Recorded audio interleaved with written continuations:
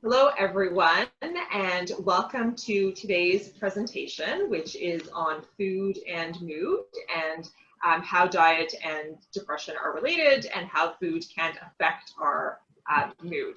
My name is Anastasia. I'm one of the dietitians at the Hamilton Family Health Team.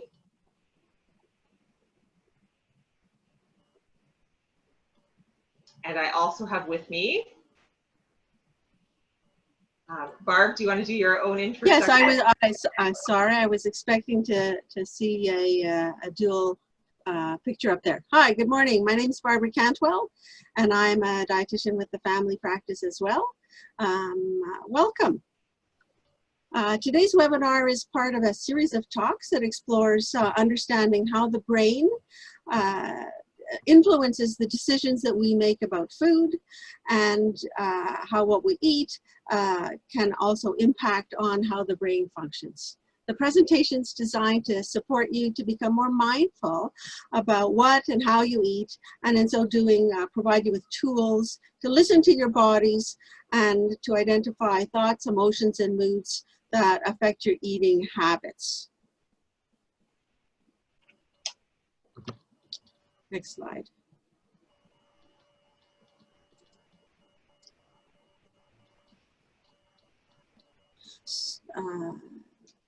So as I mentioned, this is part of a series of 3 webinars. You may want to consider also tuning into either one or both of the additional sessions that will be provided that is looking at how the food we eat can change our brains and influence how we feel. So we know that new research is showing that what we eat is just as important for our mental health and as our physical health. And today we're going to focus on how diets can either protect against or increase our risk for developing depression and anxiety. We're going to take a closer look at some of the key nutrients and foods that will help prevent and manage depression. Next slide. So what is health? We know that health is more than just our physical health, and where our health is affected by culture, family, the work-life environment, how we celebrate, and also how we manage loss, the social media that we connect with, where we went to school. All of these things affect our health.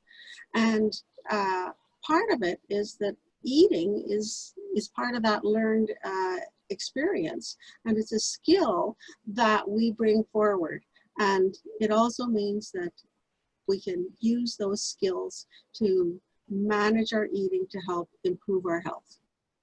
Next slide.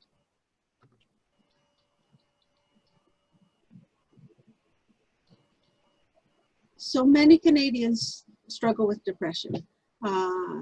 Depression can affect anybody and at any time. It's complicated and it's rarely associated with one particular event. 1 out of 5 Canadians at some point in their life will experience depression that's serious enough to require treatment, and a depression that is interfering with their daily life and their abilities to cope. Next slide.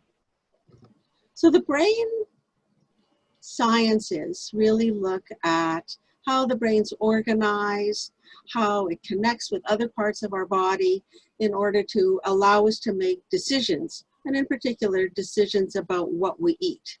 The nutritional sciences really look at the foods that we eat and how the foods that we eat affect how we think. So these 2 things together really have come together to a new science, to new groups of research called nutritional psychiatry. And it really is looking how diet affects our mental health. We know that diet is important to mental health, and we know that diets can be protective. Healthy diets can be protective, and unhealthy diets put us more at risk. So it's impossible to separate these 2 things, but some of the studies we're going to look at try to do just that and guide us towards next steps. So there's lots of information out there on healthy eating. You know, the media kind of pits diets one against the other. There's the 3 square diet. That's like our grandmother, 3 square meals a day. At the other end of the spectrum, there's the cafeteria diet, or essentially grazing, right? Just going and pick up something. And sometimes that's the whole day. Sometimes it's just a specific time of the day that people experience this. More recently, we've seen diets that talk about times to eat during the day and not. You may have heard of intermittent fasting. And there's a lot of diets that specifically look at avoiding a particular food or a particular group of foods with the hope of this being more healthy. But in reality, you know, to date, there's no superfoods that have been identified. Most of the research is pinpointing that the pattern of how we eat makes a huge difference in how we feel, and therefore how we think about food, and that there may be specific nutrients in groups of foods that we should include in our diet so that we don't miss out on anything. Those could include fish, legumes like baked beans or hummus, and there's more recent emphasis on berries or different specific kinds of vegetables. Most of them, however, do say, you know, eating too much sugar, too much salt, too much fat, processed foods is not a great idea. So how do we replace some of those foods with some of these other foods? Here, next slide.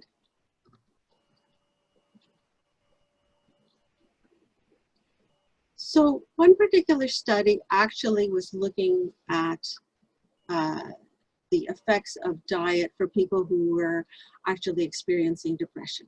So people with depression were recruited to the study, and they were randomly divided into 2 groups. One group that was just helped and provided support for a healthy diet, and another group where they went a step further and they actually were more prescriptive in terms of what specific foods people needed to include and in which amounts, and a diet which had they were testing to see if it would improve the subject's depression. So the Mediterranean diet is just one example of a healthy eating style. And like many of them, it's full of delicious foods. Wide variety is really important. And there has been research with this diet looking at other conditions, such as it has a strong effect on decreasing risk for heart disease and stroke. It has a strong correlation with less diabetes. So here they're looking at it in terms of mental health. You can see from the pyramid here that the foundation is not low carb. The foundation is on starches and energy foods. And to those energy foods, adding foods that contain a lot of micronutrients that have health benefits, like in the fruits and vegetables, and proteins as well, that both serve for repair and healing and building tissues, but also help us in terms of managing appetite and fullness and satiety. Next slide. Another alternative diet to the Mediterranean diet, which has been studied not so much in terms of mental health, but in terms of memory and brain function as we age, has the same kinds of features. Less processed foods, less animal protein, more emphasis on seafood, vegetables, higher fiber, carbohydrates. Yeah, so can the foods that we eat, junk food in particular, make somebody more prone to depression? This is kind of the other side of the coin. So to do that, researchers looked at the function of the particular part of our brain that's involved in memory, and in particular, the memory of how yummy that food tastes, or how lousy it tastes, for sure. So this part of the brain is called the hippocampus, and as it turns out, this research group found that a diet that was high in junk food, so highly processed, sweetened, ready to serve foods. This high processed diet, this modern diet, actually decreased the body's ability, the hippocampus's ability to stop us or to constrain junk food intake. It deregulated our ability of knowing when enough was enough. Next slide. So, and what they were measuring was really the ability of the brain to look at how we were gorging on foods. That's how they kind of measured it. Sorry, I just lost my place.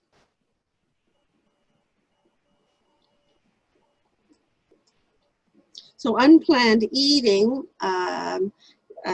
really is something that's common for most of us, and yet there are times when we are able to restrict or constrain how we're eating. So the junk food not only affected people's behavior, were people eating more, but actually affected the size of their brain. That they were typically, the thought had always been that the brain doesn't increase in size. What increases as you get older, as you learn more, is the connections.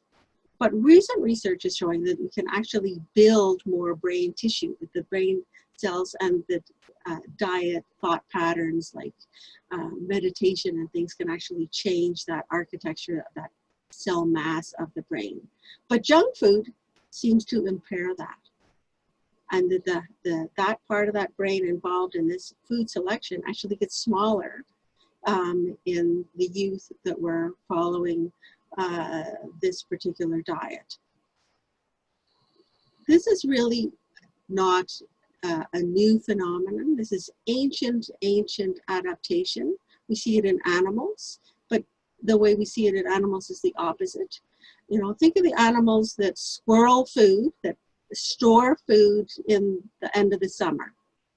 They found that, you know, birds and mammals that store food, so they defer their eating instead of eating it right away so that they can have it later.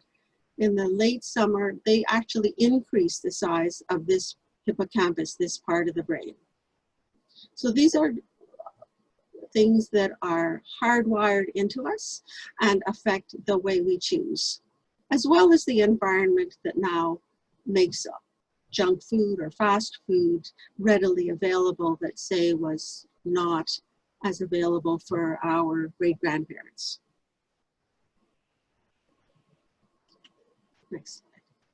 So it kind of makes sense that the diet will have an impact on our brains, and the part of the diet that's having an impact on our brains is really the specific nutrients. You can bring it down to the molecules in the food that affect how the brain functions. So the big ones are the neurotransmitters. So these are neuro or brain molecules that transmit or help to move information from our brain down to the other parts of our body.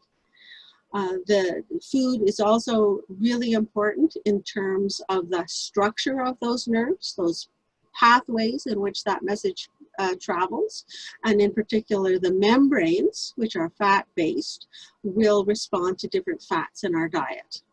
Oxidative stress, I think of that like being the pollution from, you know, gas in your car. We don't have any really clean fuels. There's always a little bit of pollution, and in our body we call that oxidative stress because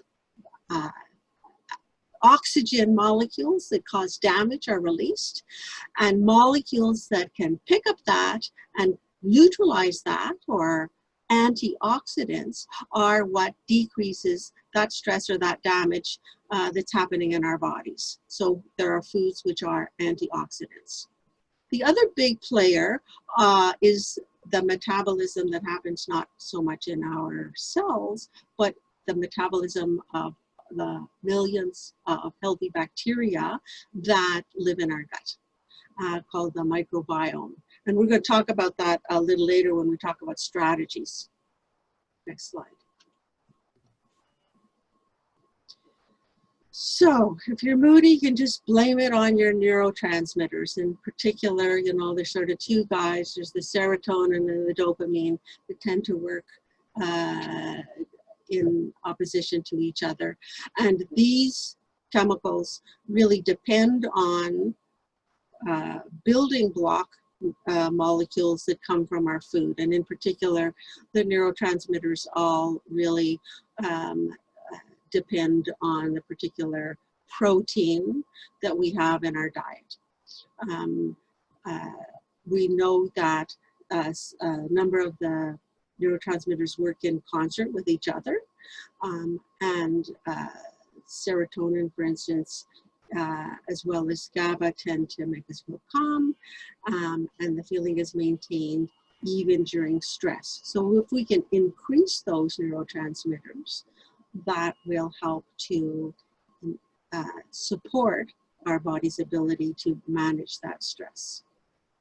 So antidepressants are actually, there's classes of antidepressants that work in order to maintain levels of these neurotransmitters so that your own body's ability to make those is amplified.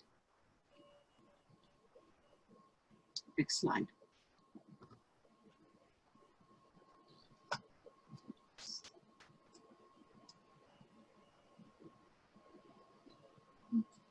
Little glitch here, hold on.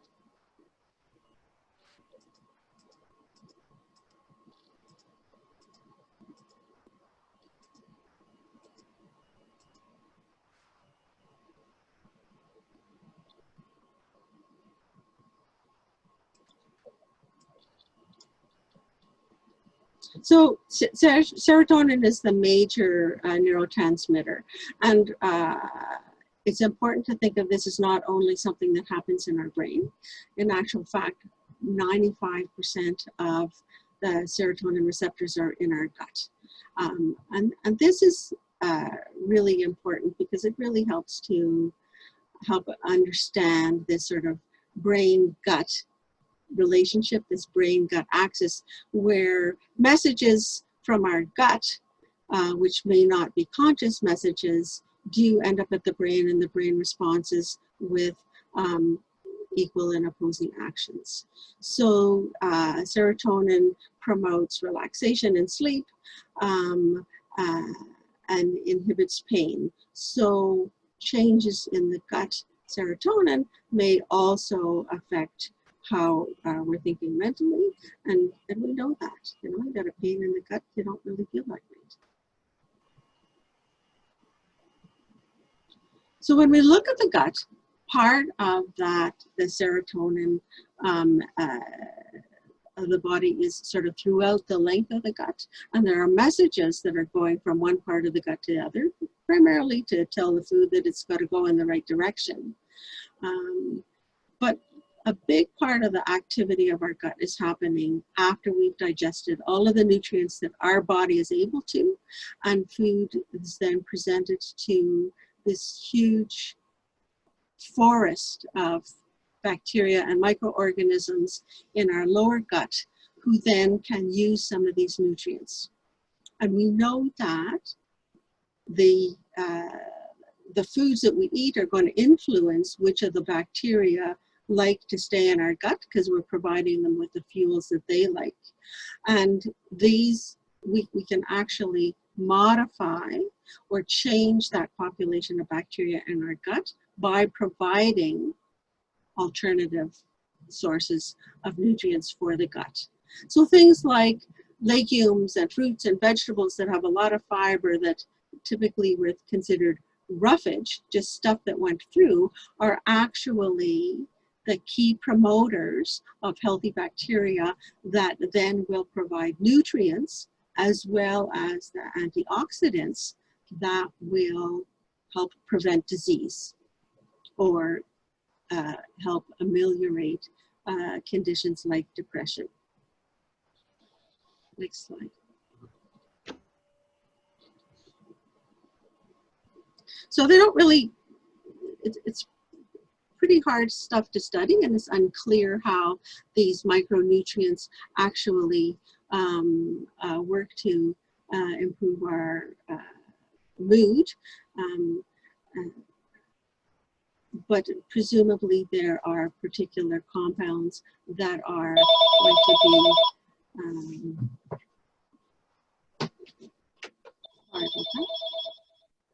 specific nutrients that are going to have an impact on that will be absorbed and go to the brain.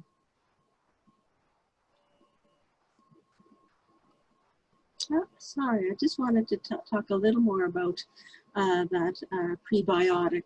So research has been done looking at which of the nutrients actually can be provided to us in order to help different conditions, and studies are extensive that look at particular preparations and ask the question, do they help with conditions like inflammatory bowel disease or constipation? And there are some that have been specifically developed and studied in terms of their effect on our mood. One that's available in Canada is noted here on the slide. It comes as a stick or a capsule. It's called Combiotic, and it contains 2 specific organisms. And I think that's a key thing about the probiotics, that each probiotic is as specific as the antibiotics that we take, and they do not cross function.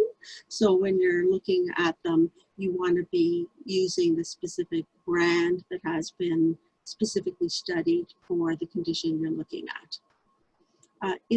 Typically, you're looking at about $1 a day for these products. But you don't take them forever. You take them for a couple of weeks and see if you do better.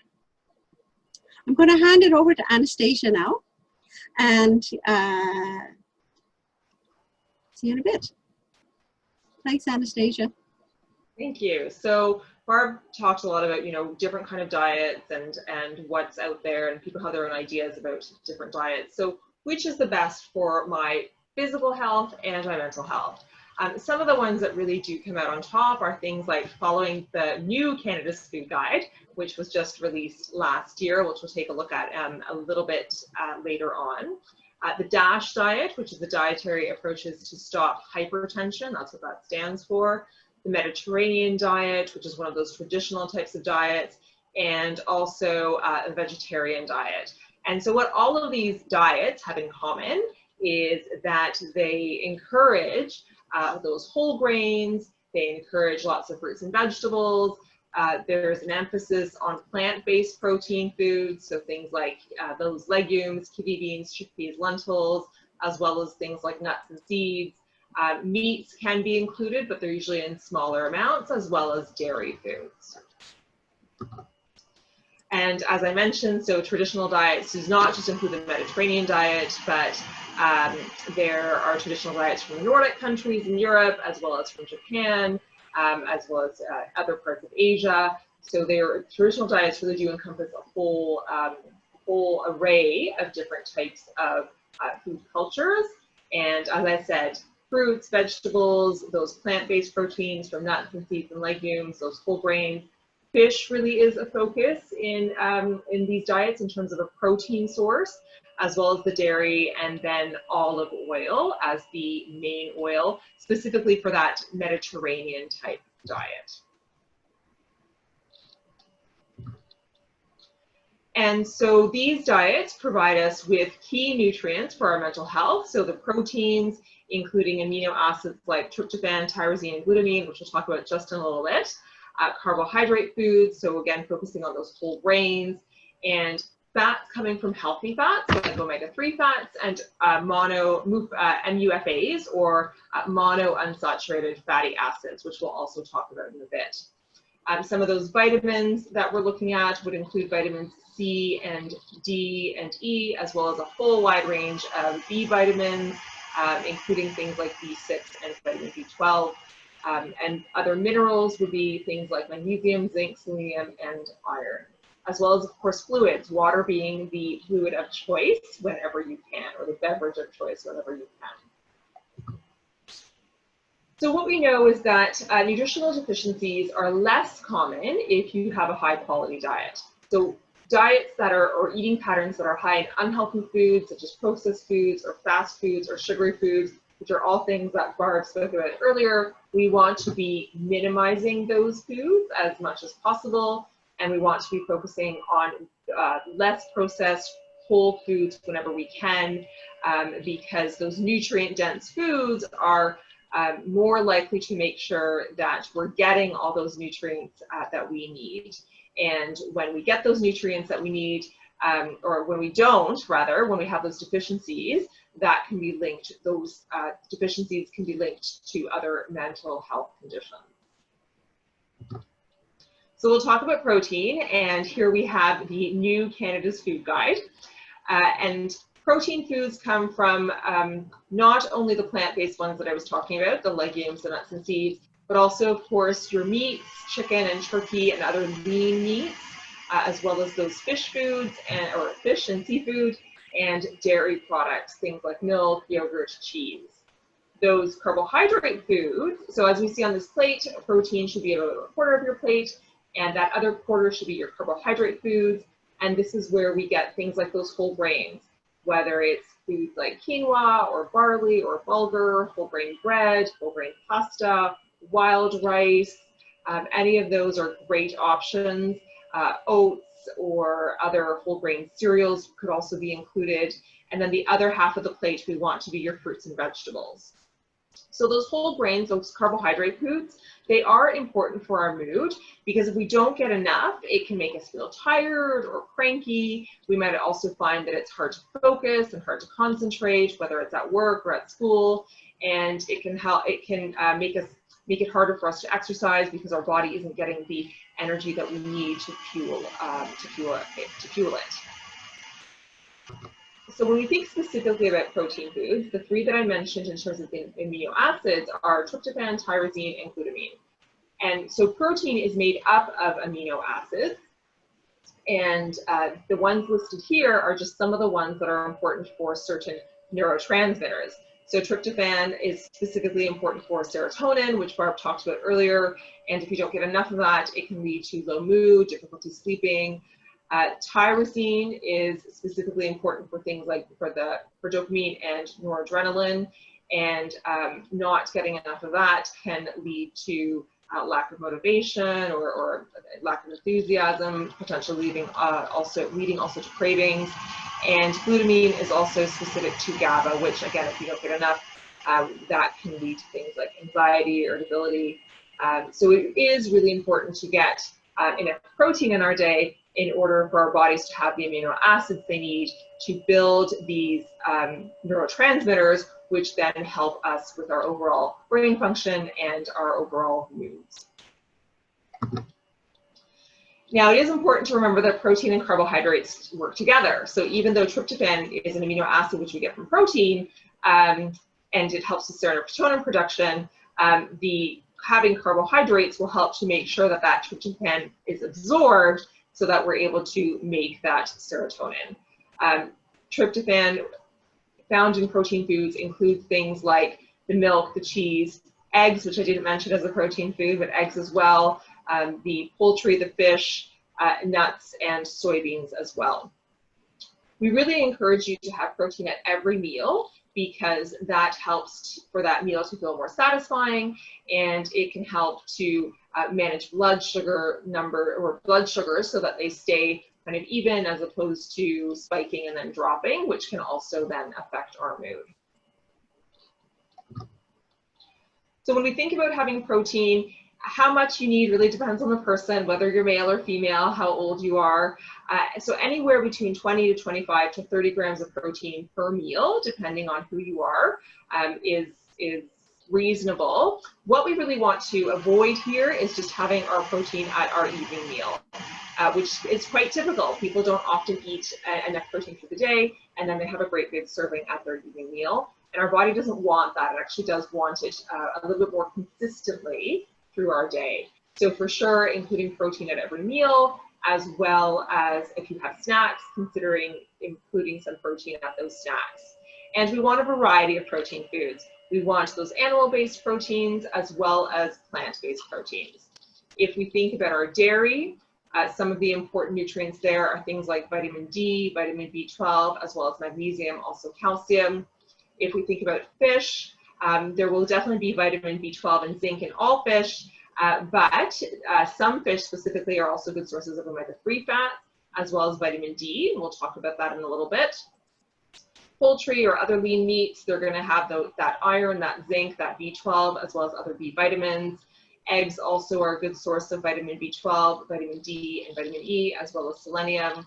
Legumes, super great source of fiber, as well as things like magnesium and potassium. And nuts and seeds are sources of those healthy fats, those monounsaturated fats that I was talking about, as well as vitamin E and selenium. So what we see here are two patterns for breakfast and lunch. The one has very little protein, and the one is a more balanced, shows a more balanced of protein at those meals. So when we think about the breakfast that has only the blueberry muffin and then the coffee, there's very little protein there. You could increase the protein at that meal by including things like some nuts or maybe some yogurt or cottage cheese. Beside that, we have a different type of breakfast that includes whole grain rye bread with some peanut butter, as well as that yogurt in there with some berries. So more well-rounded, as well as including more protein.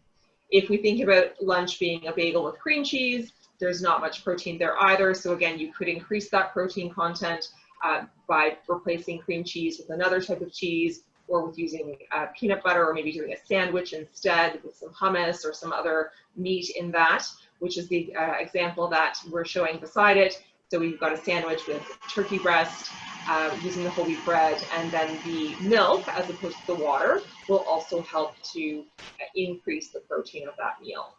So thinking about what you're including at your meals earlier in the day, and how can you make sure you're including more protein so that it's a bit more balanced, as opposed to just focusing on having protein at that evening meal.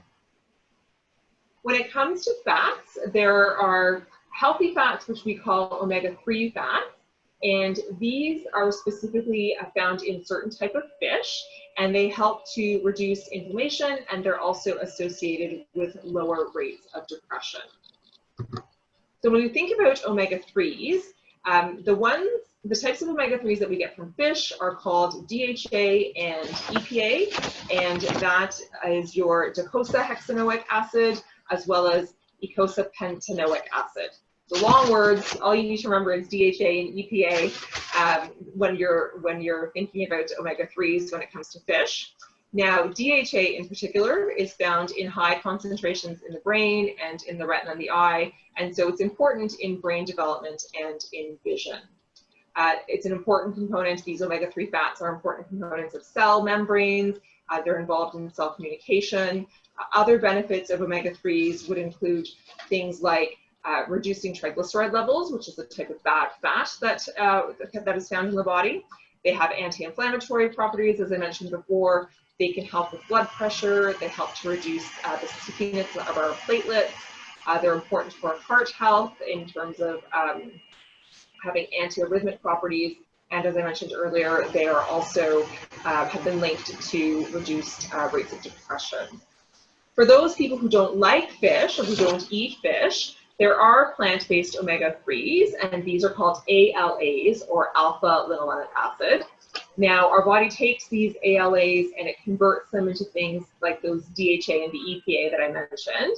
But unfortunately, human beings aren't very good at doing that conversion. So if you like fish, then that's your best way to get this DHA and EPA that we want. And if not, then making sure to include plant sources of omega-3s every day. So where do we find these? The omega-3s, when it comes to the EPA and DHA, they're going to be in your fatty fish, specifically salmon, mackerel, herring, sardines, trout. And the recommendation is to include fatty fish at least twice a week or more. So if you like these foods, they're the ones that, and you can have them more often, they're certainly good ones to be including. Of all the fish listed, salmon really does come out on top. So if you like salmon and you can include that more often, that's a really good choice. When it comes to those plant-based omega-3s, which are the ALAs, they're found in things like omega-3 eggs, but those are specially prepared that way. So you have to look specifically for eggs that are marketed as omega-3. And they typically tend to be more expensive. So sometimes people are not necessarily wanting to spend that extra money. That's fine. Other plant-based sources of omega-3s would be things like walnuts, ground flax, pumpkin seeds, and hemp seeds. So what about fish oil supplements? Well, my go-to is always, if you like fish and you like those fatty fish, I would encourage you to focus on that in order to meet your omega-3 needs. If you don't like them or you don't have them often enough, then you might consider an omega-3 supplement. Really what's important here when you're looking at supplements is that EPA and DHA that's contained in the supplement. So it's not just enough to look at the capsule and how big is the capsule. You really need to read the fine print and see how much EPA and DHA is there. They do come either in capsule form or in liquid form. And so if you want more information on this and what to look for on labels or how to read for that or how to know how much you should get or if you need them, we encourage you to consider checking in with your family doctor or your dietitian if you have one available at your office. So as I mentioned, we want those omega-3s from fish, fatty fish, and plants, but other plant foods also do have other types of healthy fats called unsaturated fats. So there are two kinds here. There are monounsaturated fats and there are polyunsaturated fats. Monounsaturated fats in particular have been shown to reduce that LDL cholesterol, which is that bad cholesterol, and lower our risk of heart disease. Where do you find these types of fats? When we're thinking about plant foods, it's those vegetable oils, things like olive oil, canola oil, peanut oil, and sesame oil, some nuts and seeds that are listed, as well as things like avocado and other fish and seafood. So when we think specifically about healthy fats, we certainly do encourage olive oil. As I mentioned, it's a monounsaturated fat. It also contains polyphenols, which includes things like antioxidants and flavonoids.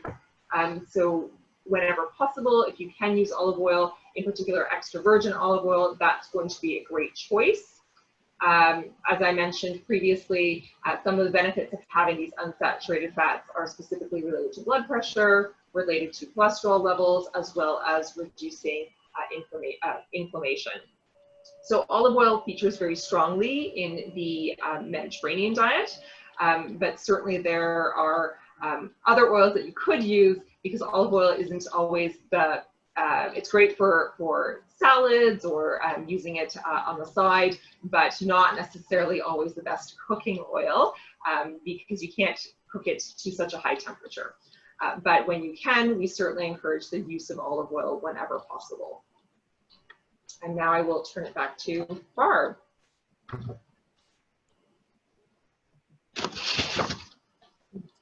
Thank you. So the next part of this session really looks at the specific key nutrients, and certainly Anastasia has outlined quite a few of the foods that contain those foods. Clearly, we don't think about foods in terms of, oh, I just feel like having a whole bowl of folate right now.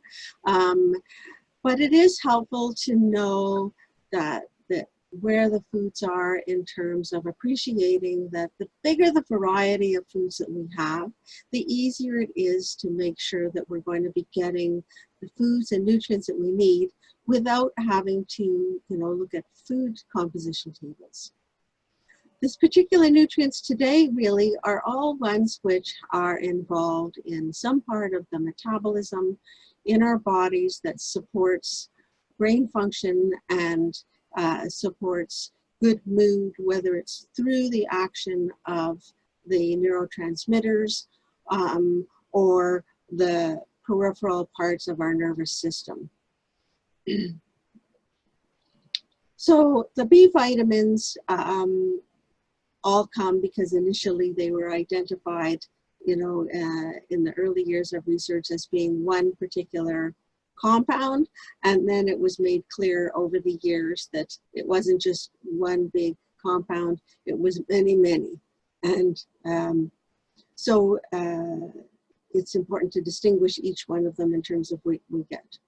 Folate and vitamin B12 are both nutrients that are involved in the development of our red cells, and they particularly prevent anemia, but also it has become clear that they are also involved in the formation of the neurotransmitters.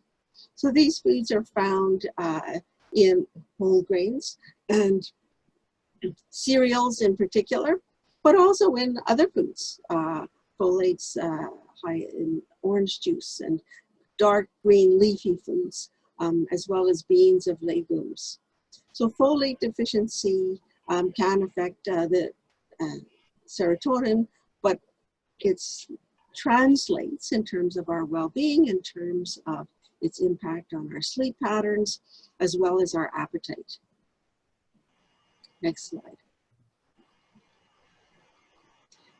Vitamin B12, again, related to some anemias, but also seems to be important to have adequate amounts of vitamin B12 to help manage or prevent depression. And certainly it seems to be very important in terms of slowing down the development of age-related memory loss or dementia. The big thing that happens as we get older is that the B12, which normally is absorbed at the level of the intestine, it doesn't get absorbed as efficiently. So we need more in our diet. And about a third of adults over 50 do have lower than ideal levels of vitamin B12 when we measure those blood levels. Because it's involved in terms of the red cell function, and the red cells are part of what moves oxygen around our body, fatigue is a big side effect, but it is also involved in terms of nerve function. So any of our nerves, such as those that are sensation on our fingertips and our feet, or which recognize pain, are also affected by or limited if there isn't adequate vitamin B12. B12 primarily is found in dairy products and in meats. So for people who are vegetarian, it is very hard to get adequate amounts of vitamin B12, and it is harder in older folks. The other kinds of things that affect the absorption of these nutrients may be other medications, such as the antacids or heartburn medication, because they affect the pH or the acidity in our stomach, which is an important step in terms of making the dietary B12 available to be absorbed lower down in the gut. So those medications for heartburn and reflux, often people would have their vitamin B12 checked and would be recommended a supplement if those levels were low. Certainly there are very many people who are on a plant-based diet, so either exclusively or predominantly plant-based, may consider taking a B12 supplement. Next slide.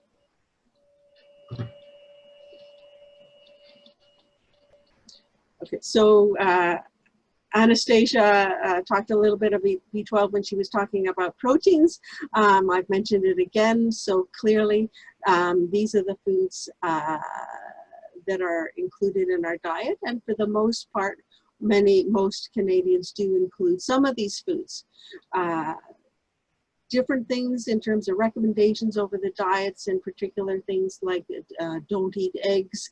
That was prevalent in the 70s and 80s and is no longer a clear advantage in terms of the issues around heart disease, have meant that people have less B12 in their diet. So if you do feel either the symptoms or you have a discussion with your dietitian or doctor, having a test is not unreasonable, and the results that you would be looking at is that you want it to be greater than 350 picomoles per liter, and that would come with the results, and you can discuss it with your dietitian.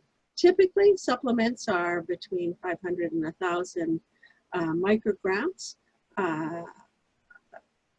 B12 a day, but you'll find everything on the shelf.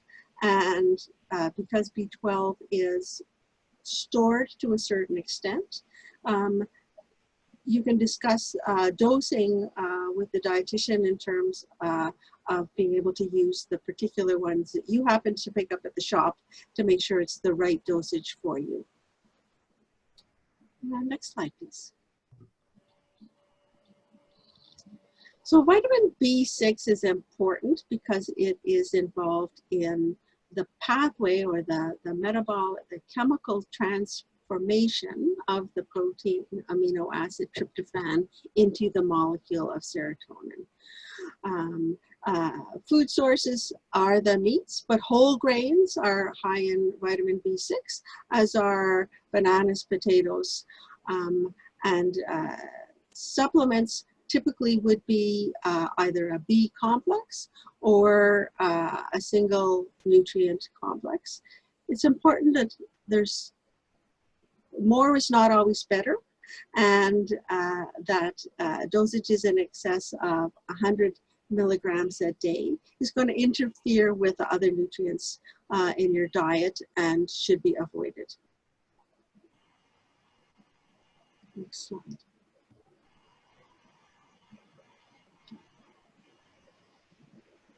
So there has been a body of information studies done that looked at people with depression and the levels of vitamin D in their bodies, and then their response to supplementation. So it's clear that vitamin D deficiency is not only fairly common in Canada, but it also seems to be amplified in people with depression or bipolar disorder. And many, many people who are being treated for depression and bipolar will also be asked to take a vitamin D supplement. The vitamin D is made in our kidneys, and then it needs to be activated in our skin by the sun to form the vitamin D3 compound, and that is what you would buy. A supplement of vitamin D3 would be more effective than the vitamin D2, and most of the supplements will articulate. But Anastasia was talked about the omega-3s in the fish. Vitamin D, the best food source, is also in fish, and it is in all fish. So that is another dietary source that would allow you. And it's quite concentrated in fish. So even considering, you know, how often do I have a salmon sandwich or add tuna to my salad as a way to add vitamin D to your diet without having to rely on a supplement. Next slide, please. So I was ahead of myself here. So certainly the other source is vitamin D. It's not naturally found in milk, but because vitamin D was one of the first foods to nutrients to be supplement food, was added to milk because kids add a lot of milk, and vitamin D is especially important in growing bones, and kids in the 40s and 50s were very susceptible to a vitamin D deficiency. So since the Second World War, vitamin D has been added to the milk supply in Canada, but it's in small amounts. You would need to have 3 cups of milk a day, and many adults don't have that daily intake. So again, having it in the other main food, which is the fish, is not unreasonable. Supplements for vitamin D typically are 1,000 international units a day, but you'll also find them included in many of the general multivitamin tablets. And it is helpful to talk with the dietitian to assess what your food sources of vitamin D are, so that you're not taking too many supplements, both to avoid any excesses, but also to save pennies on the supplements if you're actually already getting them in the foods that you eat. you can't feel when you don't have enough of these vitamins necessarily. So you can have these tested. Typically, we limit that to people who have conditions like depression or bipolar where we suspect there may be a deficiency. Because in Ontario, we're one of the few provinces that it does not cover this, and it's an added expense for people to have it, just if they're curious. Next slide. So magnesium is a really common deficiency, and it has to do both with our intake, but also it is a nutrient which is readily excreted. Our kidneys will get rid of the magnesium, and that is changing daily, and it's hard to know if we are maintaining the magnesium from our diet. Magnesium is found in plant foods, not in the meats, and it's really important in bone, but it's also active in nerve function and in a lot of the other chemical pathways. It acts as a cofactor or a helper for the enzymes that push the biochemical pathways forward in our body, whether it's for repair or using energy. Because it works at the level of the kidneys, and the medications which also work at the level of the kidneys may take along with them magnesium that gets excreted. So the typical thing that we hear about is that people come and they're saying, oh, I'm having cramps in my muscles, or my calves hurt, or I wake up and my foot's in a bit of a cramp. Charlie horse at night. It potentially could be a magnesium shortage at that particular time. And it's really hard to test for because it corrects itself so quickly. Even if you go to the lab the next day, you're not necessarily going to be able to answer whether or not that was a deficiency. So what we typically do is we would just get a better idea of what you're eating to assess whether or not your food intake was adequate. And the part of that is the struggle that many of us have to eat enough fruits and vegetables. And certainly in Canada, a lot of people do not routinely include the nuts and the seeds, which are rich in magnesium. So kinds of strategies that you might use if you're a breakfast cereal person is to put a handful of pumpkin seeds or flax seeds or nuts into those cereals, or include it with your yogurt during the day or in any of your baking. To think of ways where these foods that typically you haven't been having could be included on a regular basis. Next slide. Coffee and alcohol and depression.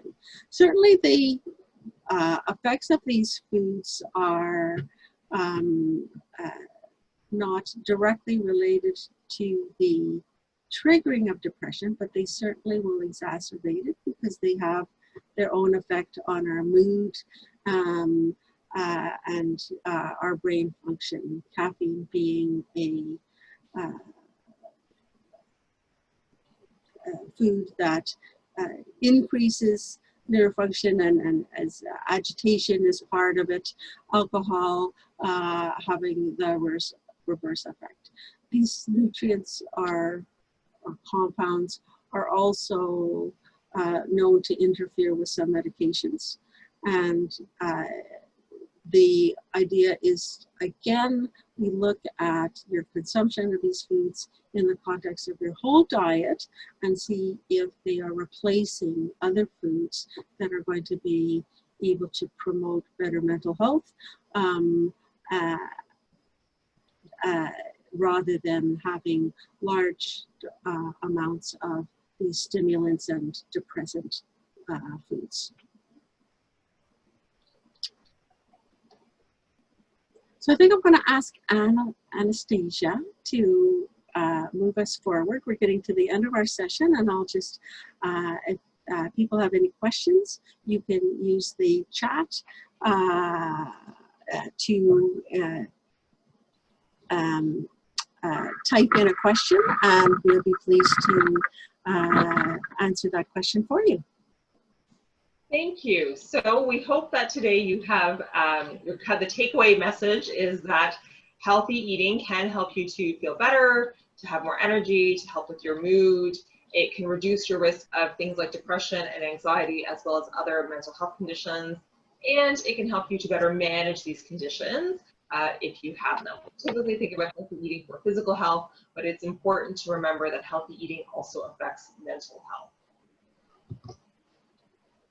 So thinking about what that means when we talk about healthy eating is really eating regularly throughout the day, because we don't want huge spikes and drops in our blood sugar levels, and that can certainly affect our neurotransmitter levels instead.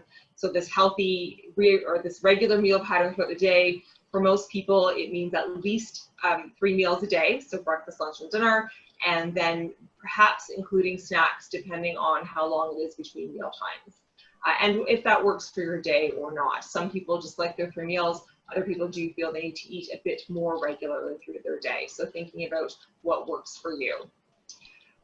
Following a healthy eating pattern to help ensure you're getting enough of those vitamins and minerals, including some of the ones that we've identified: vitamin B6, vitamin B12, folate or folic acid or folate, which is actually vitamin B9, as well as vitamin D. We want to be including, again, both carbohydrate and protein foods at each meal, and then rounding it out with those other fruits and vegetables, and certainly including dairy once, twice, up to 3 times a day for some of those other vitamins and minerals, including things like calcium and vitamin D and protein as well. And specifically fish. When you can do fish that are high in omegas, those are going to be preferable, but all fish are great options. So if you can include fish or seafood anywhere from 2 to 3 times a week, and maybe you might need an omega-3 supplement, that might be something that you want to check in with your doctor or dietitian. So when we think about supplementing, some supplements that might be needed would be things like vitamin B6 or B9, which is again folic acid, as well as B12 or vitamin D or omega-3s. But you really don't want to be supplementing just willy-nilly. As Barb said, you can get too much of a good thing, and we don't want that. So you really want to check in first before you start taking a supplement to see what would be appropriate for you, and even how long you need to take it for. Some of these supplements don't necessarily need to be lifelong. So we encourage you to, again, check in at with your doctor, or if you have a dietitian that's available to you through your doctor's office, they would be a good starting point. And we want you to consider how you can make changes. So if there is one thing from today's session, one takeaway that perhaps really resonated with you or really spoke to you, what can you do to nourish your brain and your body this week? So set a goal for yourself to perhaps add more salmon or include it once a week, or maybe to include nuts or seeds as part of a snack, or maybe it's to have more of those plant-based protein foods. So think about everything that we've talked about and what would be most realistic and reasonable for you, and set a goal to move forward with that. Small steps really can make a big difference. So some of the goals that we've suggested here would be to include salmon twice a week, or to talk to your dietitian or your family doctor about perhaps your vitamin B12 levels. But we've talked about a whole bunch of things, so there are lots of potential goals that you could consider that could come out of today's session. We do have more online sessions available. We have sessions specifically related to the pandemic, so diabetes and COVID-19, as well as self-care through food during COVID-19, which would include strategies to manage emotional eating, and those other webinars that Barbara talked about at the beginning. So this is just one of a couple more that are coming. And then, of course, your mental health and COVID-19, including things like food and mood, as well as diet and depression. Otherwise, we have other groups that are available. We have our Healthy You Lifestyle group, and that is running virtually. There's an online workshop that's happening. So I would encourage you, if you're interested in just basic healthy eating, learning more about that, learning more about just nutrition basics. That's a great one to start with. We have the Eating Well with Diabetes and the Living Well with Diabetes groups. Those are a 2-week session, which are good for people both with diabetes and with pre-diabetes, as well as people who maybe help to care for or live with people who have diabetes or pre-diabetes. And then we have our cooking series for wellness, for heart health, for diabetes health. All of these groups you can find on our events calendar on our homepage at hamiltonfht.ca, and then you would go to the groups and workshops tab, and then you would click on the events calendar tab there. We do require pre-registration for some of these groups because they're send you resources, and we just want to make sure that, and it's a Zoom invite, so you need to make sure that you got the link for that. So if you're interested in any of these, I do encourage you to go ahead and do that registration. Any other questions that you might have, you can certainly email us at hamiltonfht.ca. Again, your family doctor's office, whether checking in with your doctor, him or herself, or other team members, be it a nurse, a dietitian, a mental health counselor, or a pharmacist, we are still all there for you. And a couple websites that you might want to look at that specifically have nutrition information are dietitians.ca and unlockfood.ca. So we do have a poll that we would ask you to complete. I'm going to launch it now. And we ask everyone to do this because these webinars, this virtual way of delivering information is very new for us. And so we want to just see how things are going, how people are enjoying them, what changes we could make. It'll help us move forward and tweak how we do this. We're always looking to change things up if it's not working for you. And certainly if it is working for you, we'd like to know why and how we can continue doing the things that we do. So I'll give you a few minutes to do that. If you would please complete it. It's only about 5-6 questions, so it doesn't take a long time. And it certainly helps us with our planning in the upcoming months. And while we're having people do that, we can move on to, if there are any questions, we will take that. So it looks like Barb has, yes, a question, or a question has come up. If you want to go ahead with that, Barbara. Sure, we have time to fit in one question. So our participant has a really good question because of all the recommendations to eat more and more fish. So the question is, how do we know how much mercury we're getting? They move here into the fish, and is wild better than farmed fish? So I'll start with a mercury question. Mercury is a metal contaminant in waters, typically from industrial pollution. So the fish that would come from those areas are the ones that would be suspect. So unfortunately, it may be more the fish that you catch up at the cottage, you know, to the west of Sudbury, although the pollution in that area is way less than it used to be, or further north, or in parts of northern Quebec, where there's a lot of industry. There's been more concerns around water pollution around Fort McMurray. Those areas would be more suspect in terms of mercury. We do not test for mercury per se in the fish, although there are screening, environmental protection, quality control kinds of testing that would look at mercury. So the fish that we purchase, we don't know if it has it in it. It's really a question of where it's from. So the suspect ones seem to be fish from countries where the waters are polluted, and Japan and Thailand seem to be areas where this has been identified. And there are government websites that do have information about which foods have been identified as having contaminants and are not safe for eating. Locally, in terms of the fish we buy in the grocery store, there are Some of the grocery stores will actually keep track and have a logbook, and you can ask the person at the fish counter if they can check to identify the source of fish that you're getting. Alternatively, some of the canned fish is actually labeled as being from areas that are known to be safe and ecological fish. I think Rain Coast is one of the brands for that. In terms of farmed fish versus wild, it's very hard to distinguish, and the labeling is still inconsistent.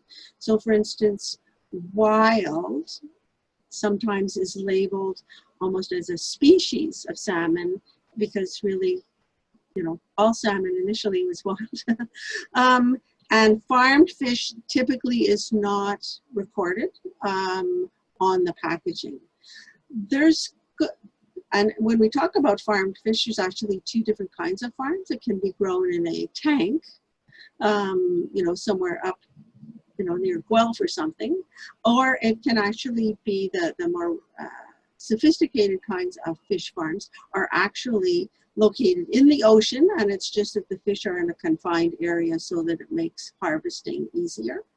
And the issues around it are really about quality control, in terms of whether or not the water is contaminated with biological waste from the fish. The benefits of farmed fish is that if they are using fish food, the nutrients have been adjusted for optimum growth and content of the fish, and that may not be as consistent if the fish are ocean fed in whatever's going by. So at the moment, I don't think there's a good answer for the question about farmed versus fresh. You know, the other considerations are how soon is the fish put on ice, or is it frozen once it is caught, right? So the ocean fishing would have freezer conditions right on the boat, and it would be done within hours. So that's still unknown. Certainly safety, I would send you to some of the government food and health safety web pages to check on that. And the one thing I'll add to that is that, or not to that particular point, but to the fish and the mercury, there is a great handout if you Google search a guide to eating fish for women, children, and families. A lot of the public health units, so Toronto, Hamilton, Ottawa, York region, it's a very similar handout between all of them. And it's got a great section on there about fish that are low in mercury, fish that are have higher amounts of mercury, and then fish that you might want to be minimizing because they do contain particularly high amounts of mercury. So that can be a good starting point for some people.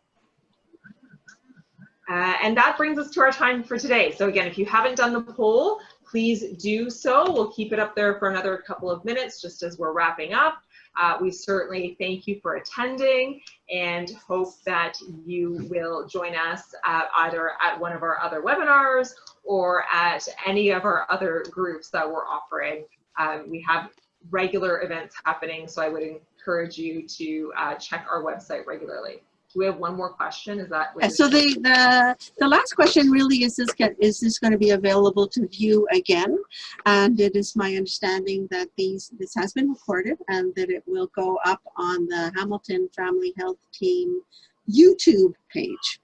But you can access it the same way you accessed it today. I think if you go to that webpage now, for instance, if you go to the bottom of the page, it'll give you another link for the particular sessions which have been already recorded and are up from previous sessions. Okay. So it looks like, I don't know if I launched the poll or not. I can see it on my screen. It just came now. Oh dear. All right. So for people My glitch. When it showed up on my screen, I thought that it was already there, but I guess it's not.